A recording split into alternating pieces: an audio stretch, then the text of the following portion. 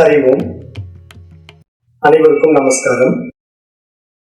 அனைவருக்கும் இனிய தீப ஒளி திருநாள் நல்வாழ்த்துக்கள்.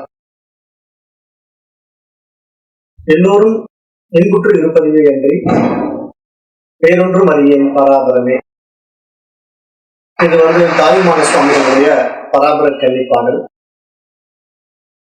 இது நம்முடைய சனாதன தர்மத்தில் வருகின்ற சாஸ்திரமும் நம்முடைய பண்டைய ரிஷிகளும் சொல்லும்போது, சர்வே பவந்து சுகினக சர்வே சந்து நிராமயக சர்வே பத்ராணி பஷ்யந்த மா கஷித் துக்க பாக்பவே. ஓம் சாந்தி சாந்தி சாந்தி. அதாவது இந்த மனித பிறவி ஒன்று மட்டும்தான் தன்னை யார் என்று விசாரித்து விவேகத்தினால விழித்துக் கொள்ள முடியும். அதாவது அறியாமை இருளில் இருந்து அந்த தூய அறிவாக பிரகாசிக்க முடியும். அதை வெளிப்படுத்தும் நோக்கமாகத்தான் நம்முடைய முன்னோர்கள் இந்த தீபாவளி திருநாளை கொண்டு வந்தாங்க.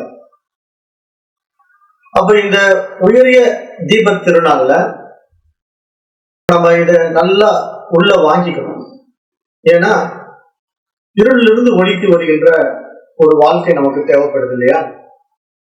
அது எப்படி சாத்தியமாகும் அப்படின்னு பாத்தீங்கன்னா, படைக்கப்பட்ட ஜீவராசிகளிலேயே அரிதான பிறவியாக இருக்கின்ற மனிதனுக்கு மட்டும்தான் அது சாத்தியமாகும்.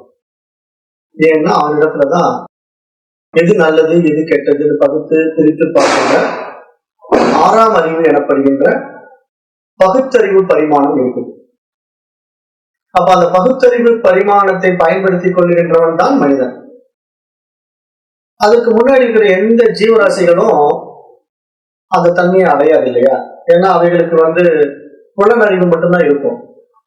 ஆனா நல்லது கெட்டது எது அப்படின்னு பகுத்து பிரித்து பார்க்கின்ற பகுத்தறிவு இருக்காது. அப்ப நாம இங்க இதை புரிஞ்சுக்கணும். அதாவது மகான்கள் நம்முடைய பண்டைய ரிஷிகள் எல்லாம் என்ன சொல்றாங்க? அசதோமா சத்கமய, தமசோமா ஜோதிர்கமய, மிருத்யோமா அமிர்தம் கமய.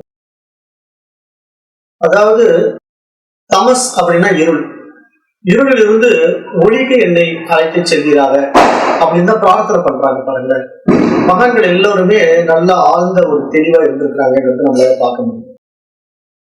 அப்ப இந்த நல்ல நாள்ல நம்ம எல்லோரும் காமம், குரோதம், லோபம், மோகம், மதம், மாச்சரியம் என்ற பேய்களை எல்லாம் துரத்திட்டு இன்று முதல் நம்ம சங்கல்பம் எடுத்துக்கணும். தூய அறிவாக நான் பிரகாசிக்க வேண்டும், இந்த மனித பிறவியினுடைய மகோன்னதத்தை நான் அடைந்திட வேண்டும், எல்லோரும் இன்புற்று இருக்க வேண்டும் அப்படிங்கிற ஒரு சங்கல்பத்தை நம்ம வச்சுக்கிட்டு எல்லோரும் நல்லா இருக்கணும் அப்படின்னு நம்ம நினைக்கும் போதுதான் நாமும் நல்லா இருக்க முடியும். ஏன்னா நாம் எதுவாக நினைக்கின்றோமோ அதுவாகத்தான் ஆகின்றோம் அப்படிங்கிற அடிப்படை உண்மையை நம்ம மறந்துடக்கூடாது. மற்றவர்களை பார்த்து நம்ம பொறாமப்படக்கூடாது. நிறைய பேர் என்ன பண்றாங்கன்னா, மற்றவங்க வாழ்க்கையை பார்த்து பொறாமப்படுறாங்க. இவன் அப்படி வாழ்றான், இவன் இப்படி வாழ்றான் அப்படின்ட்டு. அதனால இந்த பிரபஞ்சம் என்ன நினைச்சுக்கிட்டு, இவனுக்கு இது பிடிக்கல, இந்த மாதிரி நல்லா வாழ்றது இவனுக்கு பிடிக்காது போட்டிருக்கு, ஆகவே இவனை சாதாரணமாக வச்சிருப்போம் அப்படின்ட்டு ரொம்ப கீழ்நிலையிலேயே வச்சுக்கிட்டு இருக்கு. அப்ப அந்த மனப்பான்மையை நம்ம இன்றைக்கு மாத்திக்கிட்டு இந்த நல்ல நாள்ல அந்த தூய அறிவாக நம்ம பிரகாசிப்பதற்கான பாதையை தேடி பயணம் பண்ணி அந்த இலக்கை நம்ம அடைஞ்சிட வேண்டும்.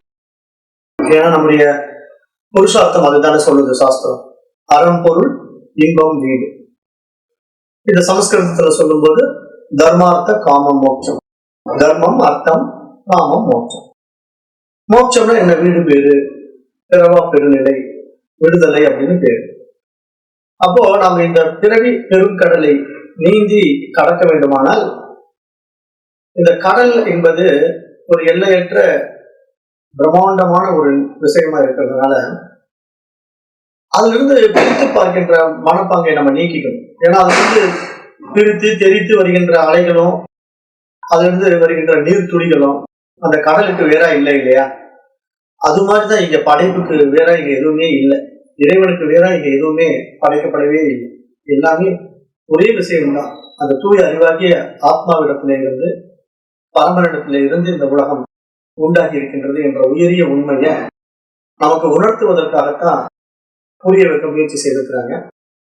ஆகவே இந்த நல்ல தீப ஒளி திருநாள்ல நீங்க எல்லோரும் அந்த ஆத்மாவை, அந்த தூய அறிவை தன்னுள் உணர்வதற்கான அறிவு ஒளியை பெறுவீர்களாக என்று கூறி வாழ்த்தி விடைபெறுகிறேன்.